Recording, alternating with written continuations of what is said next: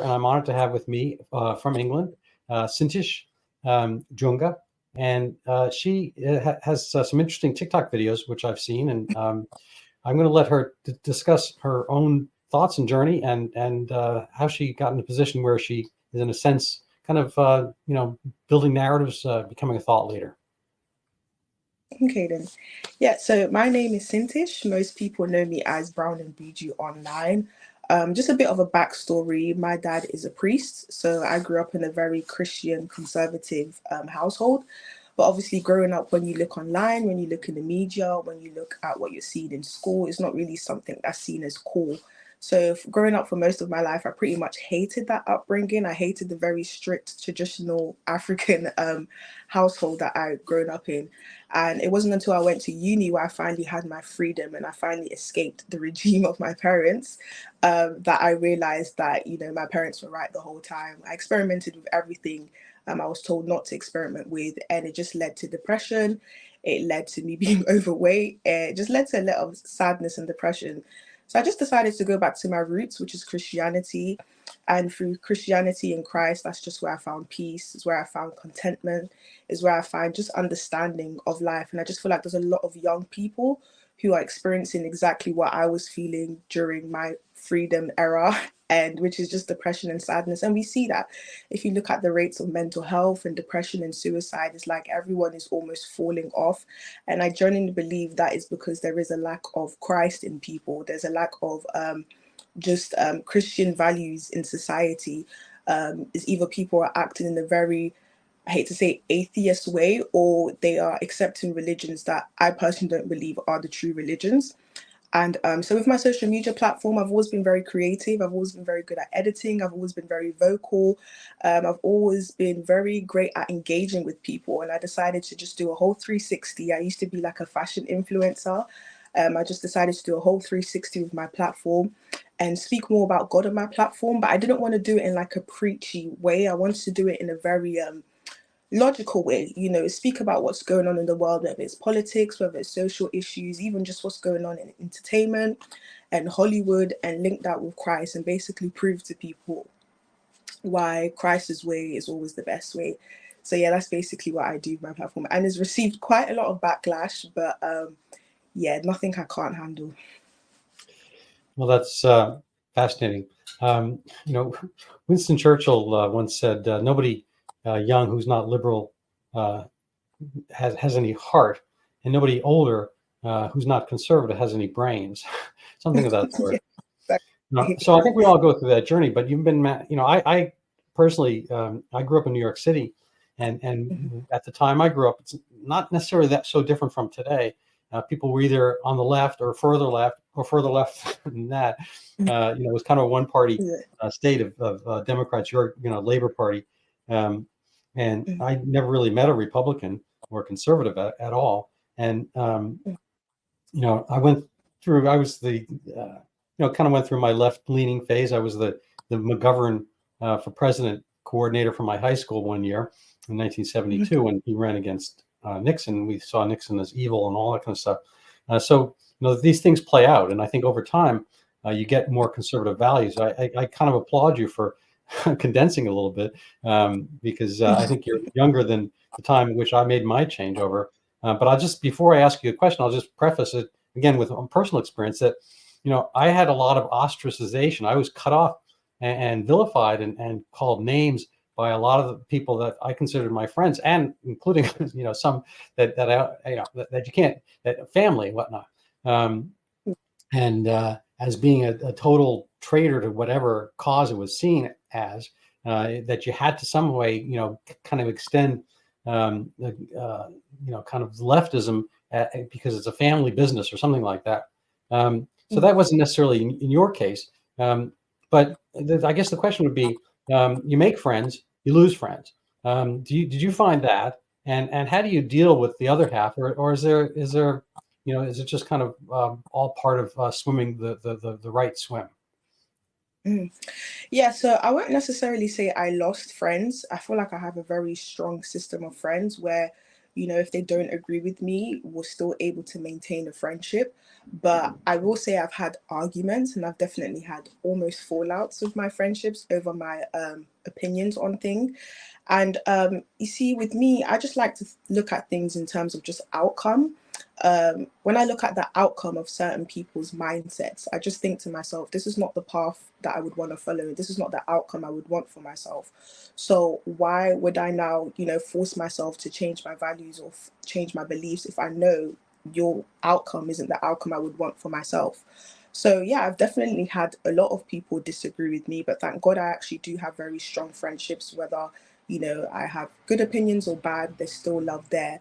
And it is very difficult because I feel like I am fighting for a very good cause, and I feel like everyone has just been brainwashed by all of this liberalism that they can't see, what's really going on. And yeah, but I've always been pretty thick-skinned from a very young age. People's opinions isn't something that affects me that badly. So yeah, I hope that answered the question. Well, that's well put. Mhm. So, what I think there's kind of a double standard. I think you've brought this up on your own, that in comedy and in the press, when it's always okay to insult certain groups, and certainly not other groups. There are, to use the Indian term, there are sacred cows in Mm. society, and do you notice that at all? I'm sorry, you was breaking up just a little bit. So I can apologize. you just Do repeat you the notice? Do you question? notice? Sorry. Do you Yep. notice or get the sense that there are certain groups that it's okay to insult, say religious groups, and certain Mhm. that they're not? Is there a double standard in the press and society? Are certain groups being protected from scrutiny or from criticism? Oh yeah, 100%. You see that everywhere. You see it with men and women. You see it with black and white. You even see it with religion. So, for example, men and women, for example, I feel like if you look at the messaging that's given to women, it's always you're beautiful the way you are. There's absolutely nothing wrong with you. This is something that's being told to women from the time that they're 5 years old. I was receiving those messages, and then they tell women you have to set boundaries. You have to have this type of whatever lifestyle you want for yourself, you can maintain it. But with men, on the other hand, it's like if a man ever tries to tell a woman or give women any form of criticism about herself, he's all of a sudden narcissistic or toxic masculinity. It's the same thing with maybe the black and white community. For example, black people, I hate to say it, but they spew out a lot of racist terms towards white people, or people who are just not black.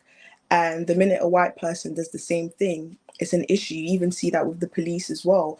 If a black person attacks another black person, silence. You don't hear anything. But let a white person even just stop a black guy for something, now is racial profiling. And I think the most popular one that I'm really trying to, make bring light to with my social media platform is obviously the double standards when it comes to Christianity. I've lost count of how many times I've repeated in my videos that every other religion is allowed to share their views, every other religion is allowed to say what they want. But the minute a Christian actually just, even with what we've seen with Candace Owens, just for her to say Christ is king, there was like this uproar of like anti Semitism and you're this and you're that, and this is a hate speech. So there's double standards everywhere, and I definitely like to point that out in my videos and make light to it and just help people to understand, like, how does that make sense? And the generation that's always talking about free speech this and free speech that, how come it always seems as though certain groups can't say certain things but the other groups can? And I definitely feel like it's a political thing as well. It's all political gain for certain parties. So yeah, the double standards are so obvious. I think it's more than double standards. I mean, I agree with you. The Candace Owens things, I think, is more complicated than that, because I think it has to do with things she said about the Israel massacre by Hamas and so forth. And I'm not going to really go down that road. And then there's certain weighted terms, but in general, I agree with you. I think that numerically the most oppressed group on earth are Christians. I think given the small number of Jews, and the single country that Jews run, I think on a magnified basis, it's anti-Semitism and Jewish hatred of Jews and so forth, and othering of Jews. But numerically, I think around the world, I think Christians are being oppressed, and I think there are slaughters happening. In Nigeria, for instance, on a fairly regular basis. There's Boko Haram, and there's all kinds of kind of restrictions. It just seems to me a funny thing that Islam is treated ecumenically in Christian-oriented countries, but Christians can't, until very, very recently, in tiny fora in Dubai and a little, I believe, it can't really proselytize or even go to church in Muslim country. I think Iran allows some Christian churches. I think Lebanon, so forth. So it's not across the board, but in vast swaths of the Arab world, Christians are treated horribly. And I'm wondering if you could speak to that. I mean, obviously there's Darfur and South Sudan and whatnot, but I wonder whether you have any thought or sensibility about that. Yeah, one thing I speak a lot about in my videos is the fact that Christianity is under full attack. There's no denying that. You see it in the media, you see it in Hollywood, even just the situation with Bishop Mari Emmanuel. I hope I pronounced that right. Mm-hmm. What happened? The whole Muslim came and tried to stab him. So there's just this full attack on Christianity wherever you go, whether it's quite silent or whether it's loudly. And I personally believe that it's because it is the one true religion. Satan will not attack a lie because he is a liar, and Satan will not attack anything that's a threat to him. So this is what's happening, because like I said, every other religion can publicly celebrate the religion, can probably publicly shout out their beliefs from the top of their lungs. And once a Christian does it, it's always a problem. It's always as though we are being annoying or judgmental and all of these attacks. So I try to get people to realize that this is not a coincidence and these are not by accidents. This is like a full-blown spiritual and very strategic attack on Christianity. And I genuinely believe it's because it is the one true religion. And I try to make people realize that don't take these attacks as an offense. Take these attacks as confirmation that Mm-hmm. it is the one true. Yeah, it's like you don't get hit unless you're over the target. Yeah, literally. No, I think there's something there. What's your opinion? What's your opinion on it? Well, my opinion is that it really is. It's not so much every religion is being shouted from the rooftops. I think there's one religion that's being shouted from the rooftops. I think it's a clash of cultures of Islam versus Christianity. I don't think it's anything new. Europe itself, people see all these Christian nations, but it's not that long ago that there was the Battle of Vienna, and Vienna is in Central Europe. Spain was under the Moors. Greece and both the Balkans were under the Ottomans. There has been kind of this back and forth of conquering. There's kind of this terminology of colonialism.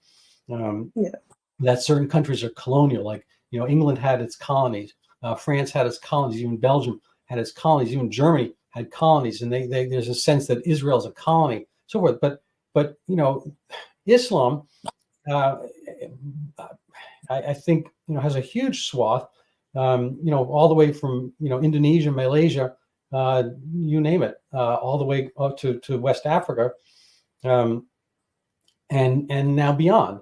There are Hezbollah cells in Venezuela and Paraguay. It's a proselytizing religion. So I think there are two types of religions. Religions that proselytize and grow, and religions that die. And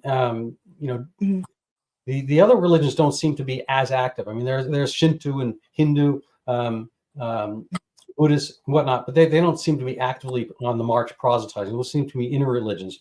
I think there is a very small branch of Judaism that might proselytize, but it's in the minority. Jews don't really go about on the street corners proselytizing. But Islam did not spread by pamphlets. Islam spread under the sword, and this kind of aggressive. People who worry about toxic masculinity I mean, they need go no further than, Hamas's massacre. I mean, it's all men, and they slaughtered and after raping women and whatnot. So there's a lot of masculinity there. There are no women Hamas fighters, and I think it's a clash of cultures. And I think it's Christianity is more based on the teachings of Jesus, which have to do with the word, and you'll be the message will pass by the word. It's not to say that Christianity didn't have its colonization by arms and whatnot. A fair amount of Latin America it was aggressive, or some was aggressive, some wasn't. But in the modern day, Christians have not been overtaking other countries and colonializing their minds by violence. And I think that the efforts of ISIS and a lot of the Islamic movements, Muslim Brotherhood, have been very cruel to Christians. And we see, a flight from Lebanon, from Egypt, and I think there are actual battles on the ground that we don't really hear that much about, mostly centered in Africa. So I think there's kind of obviously Islam in current manifestation, not everywhere, not everyone practicing has, but the one that's in the news is a much more violent process. And I think that plays out in the minor sense in that, stabbing of the I don't know what his title is, bishop or whatever, the Presbyterian church in Australia. I don't think you see any Christians stabbing imams. I don't think that. You'd have to go search, but I don't think you see that very much. And I think it's kind of a unilateral, violent tendency. This again, not all Muslims, etc. But if you're going to see a terrorist attack, there's very high likelihood it's Muslim and certainly not Christian and Shinto or other religions. I don't think you see that much of it. It's not to say it doesn't ever happen. No, I definitely agree. For example, if you look at the statement that Andrew Tate made, he went online and basically said, finally, you Christians are finally standing up for yourself, because there was an uproar over the fact that, the bishop was stabbed. And he was basically saying something along the lines of how, finally, you Christians are standing up for yourselves. This is why you guys have been looking weak for so many years. And I actually really like Andrew Tate. I have a lot of respect for him and what he's doing for young men. But you can like someone and not agree with some of the things that he said. And what he said relating to Christians, becoming more violent. Like, even if you just put religion aside, anyone who acts out violently just for difference of opinion or because somebody spoke badly about your prophet or your Lord, that's not maturity. So, the same way he's saying this is why Christianity is seen as a weak religion, this is also why Islam is seen as a very violent religion, because I may be wrong, I don't know what their scripture says, but there seems to be this tendency where it's like if someone says something that they don't agree with or speak out on it, there's always a violent consequence. Like, for example, I saw something on Twitter that, a month ago, where two young boys were absolutely brutally killed in India simply because they mispronounced the prophet's name. And you could literally see the mother absolutely crying, absolutely traumatized. And you can also see the women around her, they were trying to stop her from crying.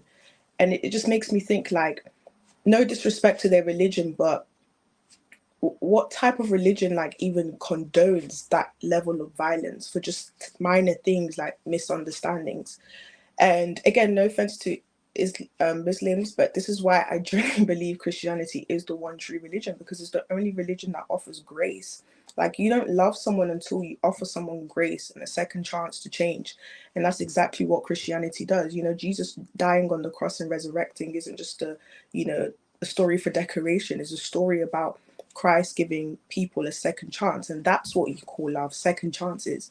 But brutally or violently acting out towards someone over a minor mistake or because they said something you didn't agree with, that's not love. And I don't see that as religious. So that's my take on it.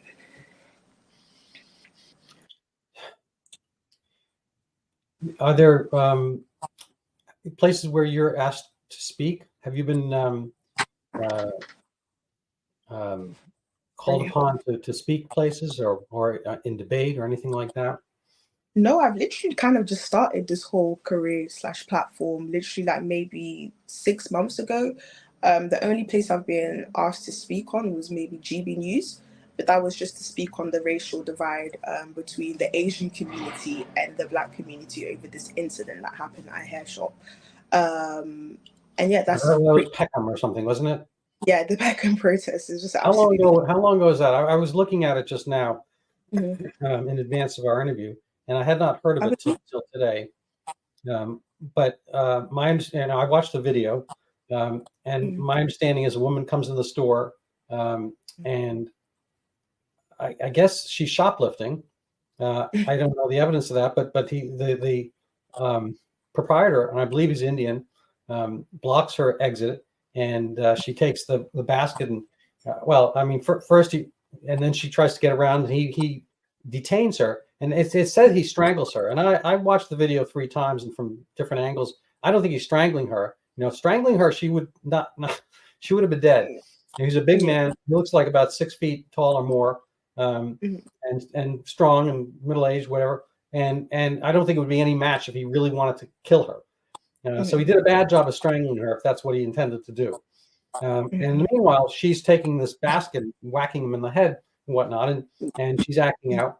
And I can't imagine he's running a store by accosting every customer. So I'm assuming this is a Mhm. rarity that he would stop and block somebody, and all she had to do was give up the Mhm. items that she had in her basket, or show the receipt and say, "Oh, you're wrong." I mean, it's a small store, and I think he's the only guy at the cash register. So I don't think it would have been, "Oh, I bought it somewhere." I think he would know the things in that store. I ran my own medical office, and they weren't seeing any other doctors. They can't say, pretty much Mhm. running your own store. You know what's going on. You know the stuff there and who paid for it. So I tend to Mhm. believe him on that. And he was interviewed later and said he never strangled her, and he was holding her by the hair, whatever. But even if he had his hands around her neck at some point, he was not actively strangling her. She was yelling rape as well. He didn't rape her. Oh, I So see I that. think this kind of bee sting kind of thing that you're going to start screaming, and it's going to become a racial thing. It would have been easier for her in a sense if he were whiter skinned than he is. Um, but you can't necessarily pull the race card when all these different races are. I assume Peckham's part of London. I'm not sure, but London is like a minority, historical English place now. I think 40% of the population that had their great grandparents, born in England, and it's a racial melting pot. And it's hard to claim the race card all the time. You go and shoplift, and maybe you shouldn't be manhandled, but on the other hand, you shouldn't be shoplifting. Yeah, yeah.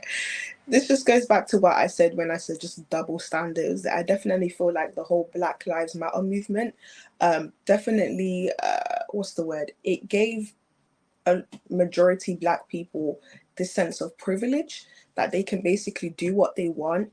And if somebody questions it, then it's automatically racism. So the race card has kind of become Black people's pass to doing criminal activities. And I just don't agree with that. Like, we can't be sitting here talking about we want equality, but wanting to be treated like privileged citizens. So this is what I mean when I say there's just double standards everywhere. And a lot of people were saying it wouldn't happen if this is where I actually had arguments with my own family members. They were saying this wouldn't happen if this wasn't a white woman. This wouldn't happen if it was another racial woman. I'm just like, no, it would happen. The way she hit him on the head, like, to be hit in your temple is a very triggering point. So that's what I try so hard to speak up against, because again, I grew up in a very like conservative, traditional household where there was always consequences to your actions. Even if I lied to my dad, there was a consequence. And I just don't believe in this idea of free passes because you have a brown skin tone. That means you can get away with certain things. That is how our community will never progress. If we continue Yeah, to not hold each other accountable, this is where, I know. It's an amazing thing. community will continue to be at the bottom of the pyramid. And we think in our minds that we're actually getting somewhere on top of the pyramid because we have this race card now. But in terms of just like, again, criminal activity, it's only going to increase. We're only going to have more Black people in jail. So Yeah, lots of I'm punishment. so against it. I'm all about accountability. If you've done something wrong, you suffer the consequences. And again, how many And people that's are how not you alleged? learn. That's how you That's how learn. we learn. That's how we I learn. there was this is way before the internet. This is probably like 40 years ago. I was reading a letter to the newspaper, And for all our listeners, the newspaper is made out of paper. I'm just kidding. So this was in the newspaper, and a guy wrote in. He said, "I was stopped and screamed at in traffic the other day, and I'm really happy about that." Something like that. And you read the letters, like, why would he be happy? He says, "Well, I got to tell you, it was before cell phones, but I was thinking about something else. My mind was straight, and I swerved into the wrong lane, and I cut this guy off. Whatever. He did some bad traffic thing, and the guy started screaming at him, honking at him. But then, as soon as he pulled up to my car and saw that I was black, or whatever the word was at the time, African American, he stopped, and he was horrified that he was yelling at me. And then he smiled and moved on. He says, no, I needed to be screamed at. I made a traffic mistake. And if he didn't yell at me, I might have crashed into somebody. If he hadn't honked, I might have done worse. I might have killed all of us. Who knows? So it was the right thing to do to reprimand me, and to later to hold back and not be angry because I'd been an idiot but black. I mean, why is it okay if I've been an idiot and white? Why would that be better? Anyway, I'm kind of elaborating on his letter. I'm sure it was shorter than that. But basically his point was, I want to be judged by my good or bad driving, and there's nothing magical about being, darker skinned and making you a better driver or above reproach. And anyway, I think that the generalized sentiment, I understand, there are historic racial things, and I have lived only in the body that I've lived in and so forth. But, people are not helped by thinking they can kind of, again, it's the analogy is race card, as if it's a special card you can show. But I think there's a fair amount of it. People just do not want to get these days, not newspaper. These days, everyone's got a video camera, and you say the wrong thing, it gets edited a certain way, and then boom, you are vilified. I mean, this guy in Peckham, I think he was doing a very reasonable job. Again, he maybe he's not perfect, maybe he's not trained as a bodyguard, all that kind of stuff. But stealing's not what you should be doing from that guy's store. I mean, if you just allow it, you just get more and more and more of it. We see this mass. I don't know what they're called, but they're like mob theft. I don't know if you have that in the UK. Everyone seems to, they all have cell phones. They all know what to do. I don't know. They get groups or whatever, and they just barrage and pillage a store. Literally. And if someone says something, then automatically you're racist and you're using your privilege against me. And that's just what I'm so against, because I didn't grow up like that. I don't want to say I'm a perfect person, but I do have quite a good, decent life. I've graduated, I have a well-paid job. And if I am in the position that I am today, where I've never been in trouble with the law, I've never been in any real troubles, because I actually received that discipline from my parents. Whereas, like, if you've done something wrong, like, you're gonna receive the consequences. And I'm just absolutely against that. And another thing is that it's just a complete contradiction. What the community that shouts the loudest when it comes to the term equality. But again, equality doesn't look like not lecturing someone, whilst they've almost killed someone during the car situation that you was explaining, because they're black. That is not equality. That's genuinely privilege. And I'm just against it, because it's going to cause a society of chaos. And it's like, when you say things like that, the first thing they say is like, you're a coon, you're an Uncle Tom, it's like you're dancing for the white man. And it's just like, but how could, like, me saying these things just goes to show how much I actually care for my community, because we all know the consequences of these things. Like, you could go jail. Like, why would I want more of my own people, my own race, to commit more crimes and spend more time in jail, only for us to come back? But these thefts and these crimes, they don't do well, for your community. Like, everyone's got a community these days. If you're, except if you're, say, white, if I or Christian, or whatever, the Christian community, the whites community, like, you have a community only if you are somehow working against the man, as it were. And I tell you, the man is not the man anymore. In the UK, I think, every single one of the man, whether it's the mayor of London, the prime minister, the prime minister of Scotland, until recently the prime minister of Ireland, and now Wales, where, I mean, there's not a white man there. And not that it matters, but it comes down to politics one way or another. And Rishi Sunak and Sadiq Khan don't agree politically per se, but it's irrelevancy. I mean, policies are policies. Policies are colorless. But having this kind of like race card thing predominate, it ruins the community. Because if you have, I don't know if you have Walmart there, but whatever the department stores are, they close up. They in Chicago, there was I think there in the United States, I think there are four, I don't know, I'm not sure the number, couple thousand Chick-fil-A stores, and they've never closed one. Ever. Except there's one store in Oakland, California, which had like 2,000 like burglaries along the drive-through line. That people were accosted on the drive-through, just waiting in line, but just sitting in Oakland for more than a few seconds. Anyway, the number of people they being harassed and so forth for the crime of buying chicken, in Oakland was horrible, and it was not policed. And Oakland is kind of the it's next to San Francisco, but it's kind of I think it's fair to say it's a black majority city, and it is high crime and so forth. I don't think it's because it's black per se, but I think the policies are very, very left oriented, kind of let everybody out of jail, kind of no bail kind of system, and this doesn't not work. I mean, it's nice to have Christian charity, as it were, but there has to be justice as well. And I think people have misinterpreted how people learn. The things that people would do at home. You're talking about your upbringing, and I remember this. Somebody said, every child is a savage, and we all need to be civilized. And the civilization happens either early at home or later, in prison. You get civilized by learning the ramifications and the repercussions of your actions. My ability to flail my arms around is limited by when it hits somebody else, when it hits somebody else's nose. So I can have freedom and liberty, but when it impinges on somebody else, that other person has feelings. And I think the essence of Christianity is the golden rule, to treat others as you would treat yourself. And when people lose that aspect, when in the Peckham incident, they're all concerned about the woman who was strangled, whatever, and because she identifies them from a skin color. But I don't think they're really looking at it from a moral sense about thou shalt not steal.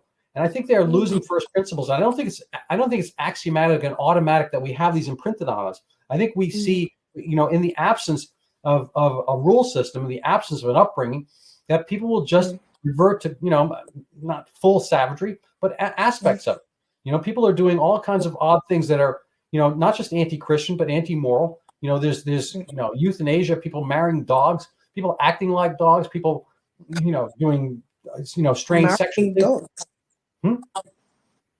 Marrying dogs. I think that people applied in Germany. I don't want to spend the whole hour talking about oddities, but you can almost rest assured, if you think of something, if you take two strange words and put them together, put them in Google, somebody's tried this thing. And so it's a funky world out there, and it's hard, I think, for people who don't want to be cool, who don't want to go with the flow, to set a different standard and hope and accept different behavior. I do think there are people out there who will come to you, and if you maintain yourself as a beacon and a voice.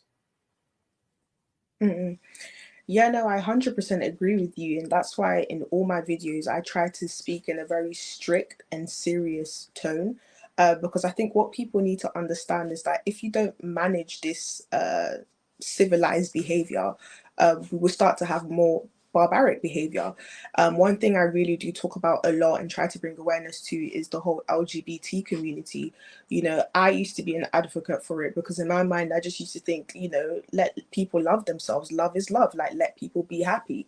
Not until I started to do more digging and more research, I started to realize that this community, the LGBT community, is actually a push for the paedophilia community. And they've actually added a new term to this community, which is called the MAPS community. And that basically stands for minor attracted people. So they're basically normalizing paedophilia. They're normalizing adults having relationships with younger children. And this is what happens when you live in a society that doesn't allow people to hold others accountable and tell them where they're going wrong. It's like we live in this very overly sensitive, overly emotional society where everyone is just carried by their emotions, and they don't realize this is where we find ourselves in a position where pedophilia is literally being normalized. And it just goes back to what you said, is that there's just this fine line of just how in the world would you be able to create a civilized society if you don't speak out against wrongdoings, Right. because it only just escalates and leads to No, it more does barbaric. escalate. And I think that there's a expression called a zero sum game. I don't Mm, think free market economy, I don't think capitalism, I don't think civilization has been a zero sum. Generally speaking, if an transaction occurs, both people benefit. I follow sports, and so in basketball, if one team needs a tall center and the other one needs an agile shooting guard, and one team has two of those and the other team has two of the other, they make a trade, and both teams get better because the team that needed a center gets one from one who had too many. So this is the essence of all trade. The virtuous circle by Adam Smith, who's the Scottish um, economist and theologian, I believe, as well. He pointed out that the bricklayer doesn't lay bricks because he likes bricks. He learns how to use bricks because he likes food, and the guy with the cows doesn't grow food or meat or vegetables or whatever farm because he likes that stuff because he needs bricks for his house. And so everyone follows their own pathway. We basically do the trade like the basketball teams, and we better ourselves. So life is not a zero sum game. You're exchanging your words helps not only you, but it helps the other person. And the other person giving you affirmation helps you and that other person. So basically we spiral up in the virtuous circle.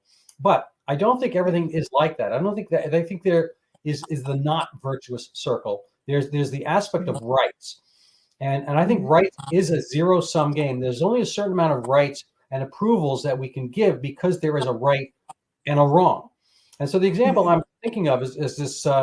You could think of 1,000 different ones like this, but the one I'm thinking of is just I saw on X earlier today.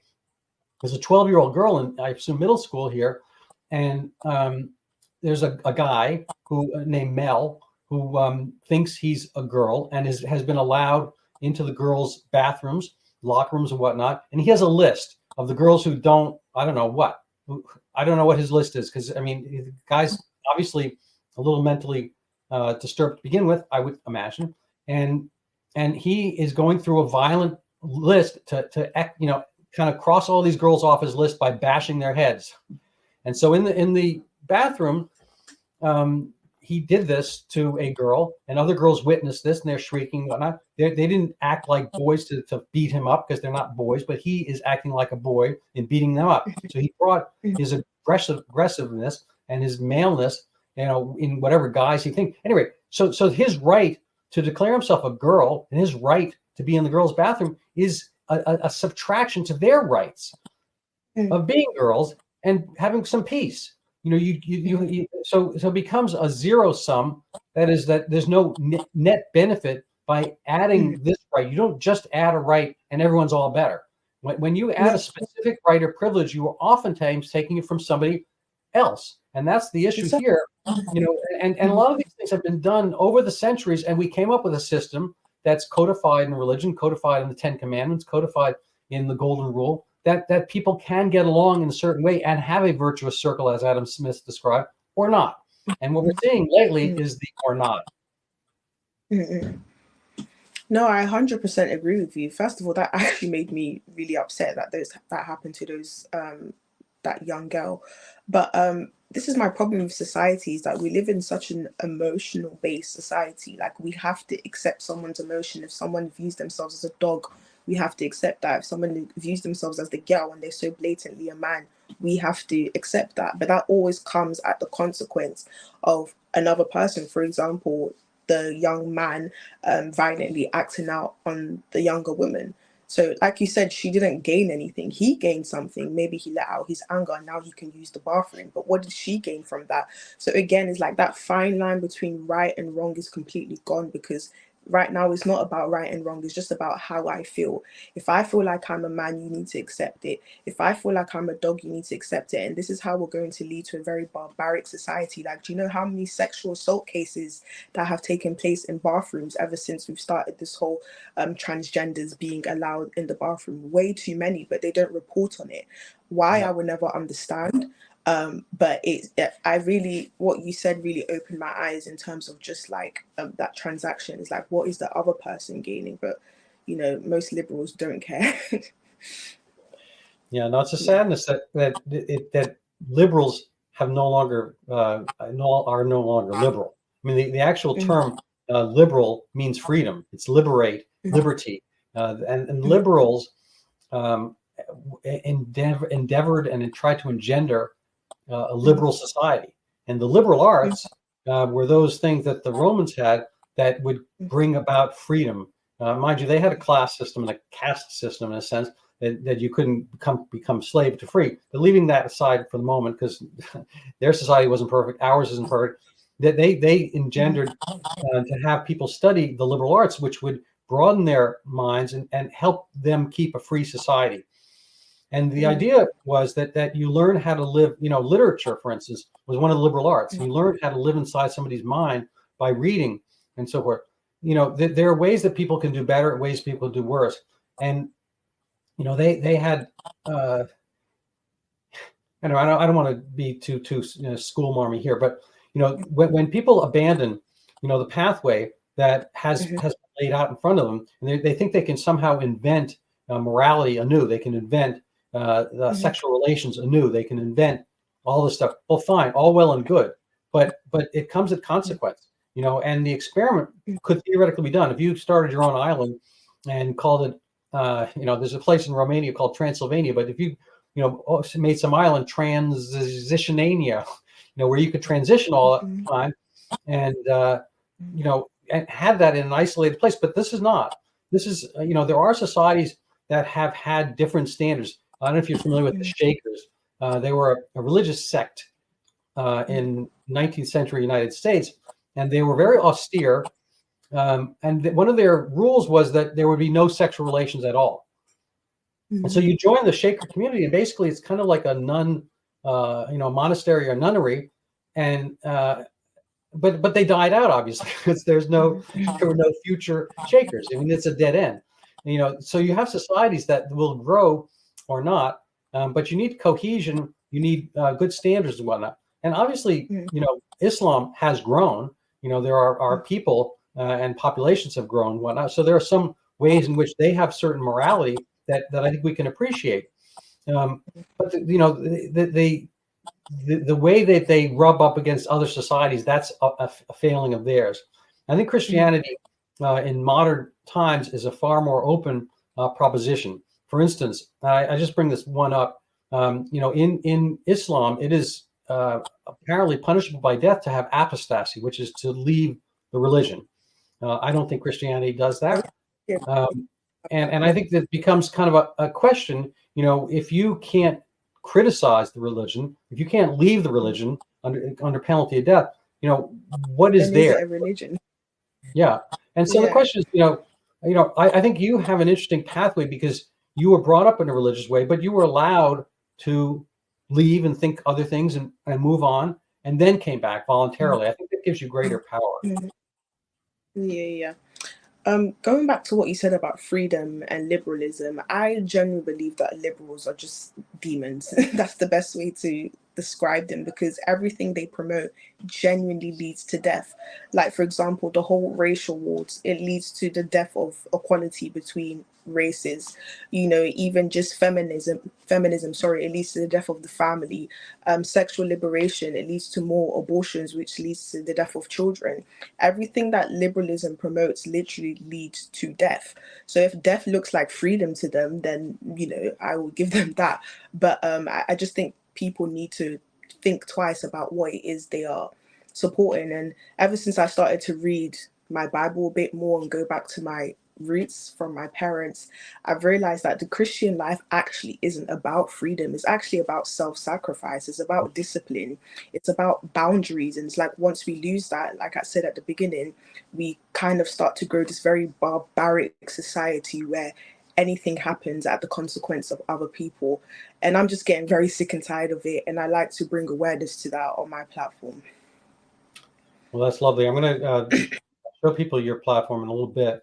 I'm not on Mm, TikTok myself, but I've seen some of your videos and I applaud them. Um, I'm you done know, with TikTok.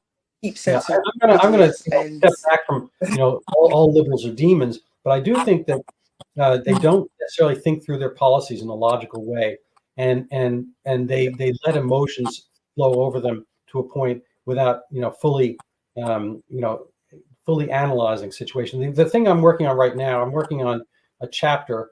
It's an article on the opioid epidemic, and I have some experience, not as a user but as a treater. I had a narcotic de-addiction program using Suboxone to taper people to sobriety. And it was not faith-based per se, but I did notice that nobody really got genuinely better for the longer kind of eternal duration unless they had faith, unless they found God in some way, manner, shape, form in their life. It could theoretically be kind of through the light version of AA or NA. Um, but unless they have some kind of faith or devotion, it was hard for them to exorcise, not exercise, but get rid of their demons, as it were. And we use that term loosely. We don't necessarily see demons in real life, but there are aspects. I mean, people see themselves as before pictures when they were doing drugs and they got on my program. And I encouraged 5 F's. I'm not sure I'm going to get them all right, but it's basically family, funds, which is working, faith, friends, and only lastly fun, which is finding some kind of release and so forth, but not pursuing fun to itself. People couldn't party as well. They called it partying when they're doing drugs, but they weren't really partying unless they were working first. You can't party unless you have work. You can't rest unless you've been working. Just eternal rest is death. Obviously, that's another phrase for it. But um, in my work on the methadone chapter, I'm finding something that you mentioned in a sense, which is kind of like the not the silver, but the dirty lining inside some of these ideas. The concept of adding methadone was to fix people who were doing heroin by giving them the same drug they were doing. And the assumption they couldn't learn, they couldn't get away from those behaviors. There's no way that people can be changed for the better, so we might as well give them the thing. A friend of mine was saying, like, if you liked cupcakes, or a group of people, were obese and they couldn't stop eating cupcakes. Cupcakes are so delicious. They started stealing cupcakes. You say, oh, well, stealing is bad, so we're going to give you cupcakes. Here's an infinite number of cupcakes. But it gets away from the point that we need to control ourselves. And the opposite of liberty is libertine. People have this kind of libertine sense where they can do anything they want. They think that is liberty, but in fact, it's addictive. It tethers you to the pursuit of goals that are contrary to the human spirit. And I think what Christianity brings is the sense that there is God within you, and you need to act appropriately. You need to treat your body with respect. You can't mutilate it. You have to treat others with that same respect. And I think that is something that I hope you're able to bring forward.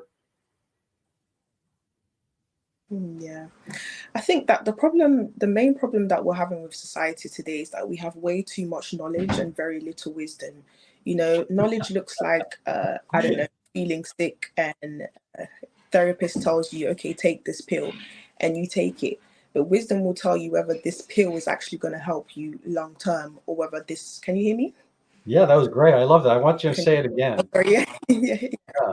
Yeah, so let me say that, I feel like the problem with society today is we have very little knowledge, and sorry, the problem with society today is we have a lot of knowledge and very little wisdom. Do you understand? For example, knowledge will tell you that if you're not feeling well, if you're having a panic attack in the middle of the night, what you need to do is take this antidepressant pill and it will go away.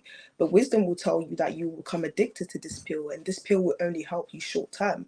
So it just kind of goes back to what you said in relation to the drug that you was talking about. Knowledge is telling people that you need to take this drug to heal yourself, but wisdom will tell you that this is an addiction.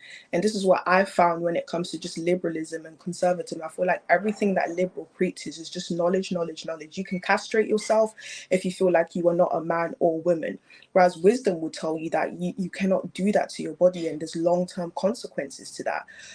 But the reason why people are lacking so much wisdom is because wisdom starts with the fear of the Lord, and that's what's missing in our society, is that we no longer have that fear of God anymore. And I try to speak about it before it's too late. And yeah. Yeah, well, it's never too late. It's never too late. It's never too late. Yeah. You know, getting back to Winston Churchill, my hero. You know, he's got loads of amazing quotes, but you know, we will fight, you know, to the end, and you have to keep that fight in you. And even if you don't win, it's the fight that's important, and you have to keep strong. You reference Winston Churchill a lot. Is that someone you look up to a lot? Absolutely, absolutely. Oh, Now the man really? was Do you amazing. And recommend him? yeah, yeah. I'll send you something. Um, Yes, I would but love to. uh, you know, he had, first of all, he's hilariously funny. He had his own problems, obviously. You know, none of us are made perfect, and so he probably drank too much. But he was a loyal husband and I think a reasonably good father, um, and very witty guy. But he went through a lot of phases of life. You know, he was a prisoner of war in the Boer War, early 20th century in South Africa, and managed to escape. You know, he had a sensibility of the actual working man that I think gets lost today. What we see from our leaders, we kind of see the reverse of populism. We don't see the national spirit. We don't see people who are proud of their flag or proud of their nation or proud of who they are. There's so much guilt. Um, this goes back a while. It's not quite, it may not sound quite related, and we're going to round out the hour soon. But I was in an airline flight from Armenia back here, but we stopped in Qatar, which is, you know, one of the Arab Emirates. And there's a nice German guy. He was in his mid-20s or early 30s, and sitting next to me. And we were on this leg between Yerevan and Qatar, and he's basically running Qatar Airways. You know, they imported a lot of smart guys from Europe to run the place, and the guys, you know, with the wealth, the oil wealth, they're in the I can't remember the name of their gown, but they don't really work. They have their feet up and they manage everybody around. But I said, well, it's really amazing. You had a great German education. You know, you guys are awesome. Da da da. He says, well, anyway, the point of the story is he, as a German, thought there was nothing good about being German, and Germans had been horrible people. But like, if you go back, every nation has had its ups and downs, but clearly he's there. He was imported for his essence of being able to be straightforward, direct, problem solver, good manager, all because that didn't just happen. Obviously, if they had that in Qatar, then the Qataris would be running the airline. You know, they had to import that. They imported you because of your, you know, Germanness or Europeanness or whatever it is. You know, you have to understand this is not a universal quality. You know, being able to, like, I mean, you know, do math. I mean, math is being called racist these days. You know, because they're writing wrong answers. Whatever. I mean, literally, and people don't want to see kind of like the qualities in the very simplest things, and that people should understand. We have a little more kind of humility and pride in what they do, if they're doing right and well, and are managing to kind of advance society. Yeah, no, we see a lot of that in the UK. We see a lot of people who are born and bred in the UK, but they constantly complain about the fact that they are not British. They will never go to war for Britain. Britain ain't S. Constantly just dissing the country. And I also saw a video on Twitter where I saw like a group of Muslim people screaming like we need to bring back Sharia law. Is that what you call it? Sharia or Sharia? I don't know how to pronounce it. But they were saying that they need to bring back the Islamic law that they have in, I believe, in Iran and other Islamic countries into the UK. And I'm just like, you do realize you wouldn't even be able to say this in your country. That is the beauty of Britain, is that we actually have free speech. But yet people use that free speech to preach something that's actually going to put them in harm's way. So yeah, you have a Plus lot they of have the people who option of moving there. I mean, I don't see why they just don't go there. Yeah, it's, you know, that people are funny. It's like, oh, I had to leave Syria. I had to leave, you know, because all the Islamic factions were fighting each other. I had to leave Iran because it's oppressive. I had to leave, you know, Lebanon. Whatever. It's like, you know, I had to leave, etc. And we're here and an open society, and screw you very much because we want to change back into those societies that we just left. I don't know. It's hard to say what that means or why people do it, but they do. So I want to. We're rounding out the hour. I want to have people a chance to find you on. Let's say here. Are you on TikTok here? You're breaking up a little. Yeah. So Yeah, you're breaking up a little bit, but sorry about that. so I had. So yeah, if you guys can all subscribe to me on YouTube. I do post on TikTok, but TikTok is becoming very censorish. They keep censoring my videos and threatening to take down my account. So Right. if you can please follow me on YouTube. My link is on my TikTok page. My YouTube is Brown and Bougie. No, sorry, it's Based and Bougie. I just changed the name. My TikTok is Brown and Bougie 0. Instagram is _Brown and Bougie _. And yeah, you can find me there. Also, I also run a business where I sell jewelry. It's called 2BG, 2 with double O. And yeah, that's where you can find me. Yeah. So I'm not sure I can pull this up. This is the Peckham thing. But okay. Anyway, I people get them. We'll try to put links up on Twitter and whatnot, and and give you the links there for your YouTube and so forth. Before we go, I was even going to mention, because you are a big fan of Winston Churchill. Sorry, I'm not sure if you heard, but they're planning to make a Winston Churchill movie, but with a black guy. Oh, really? Well, that's always hilarious. Trying to I get know. a I'm waiting for to play I'm Winston. waiting for the Nelson Mandela movie with a white guy. Yeah. Yeah. I thought I would Yeah, tell you that this hilarious. is your favorite. It's absolutely ridiculous. Yeah, and I heard this But thing where people said they were going to do a movie about Stephen Hawking, but they didn't hire a guy who has whatever illness he has to do it. It's like, dude. Anyway, it's all gotten silly. So I thank you for bringing some sanity to the world, and look forward to meeting and talking with you again. thank you And so much. by the Thank you way, so much. one quick self promotion I want to just maybe end with. Um, let's see. I do. If people want to help support my video cast, this is a completely unrelated topic, but they can go buy my book. It's Overturning Zika, the pandemic that never was. I'm not going to spend time talking about it now, but it's 2015, 2016 Brazil. This was the biggest pandemic ever until COVID. And then it disappeared, but nobody talks about why it disappeared. It was a bunch of bad ideas that weren't scientifically proven, and you can read my book to find the great mystery thereof. Anyway, I'm going to have another book on narcotic addiction coming out hopefully in the next year, so people can keep their eyes out for that. Thank you so much. I look forward to talking again. Thank you for your time. Thank you so much. Have a